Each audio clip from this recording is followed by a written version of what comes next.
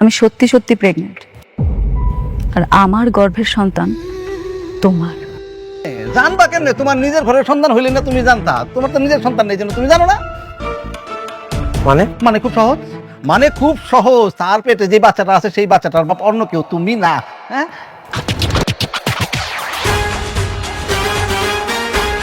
আপনার মেয়ে কোথায়?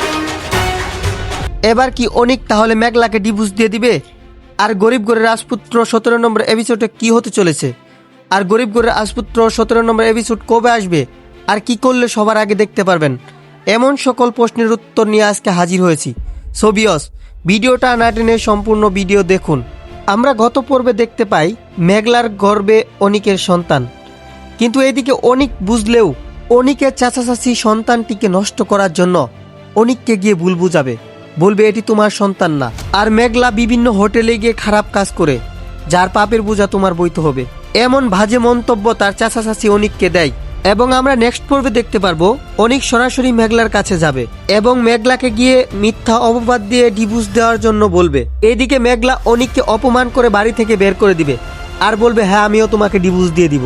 অন্যদিকে দেখতে পারবো অনিক এবং মেঘলার শত্রু অনিকের বন্ধুকে পথে নামানোর জন্য মেঘলা সেই বড় প্রজেক্টটি বাতিল করে দিবে এবং অনিকের বন্ধু অনিকের চিরশত্রু আস্তায় নেমে যাবে। আরেকদিকে অনিকের দ্বিতীয় বউ অনিককে মেঘলাকে ডিভোর্স দেওয়ার জন্য বারবার চাপ দিবে এবং মেঘলাকে অনিক ডিভোর্স দিয়ে দিবে।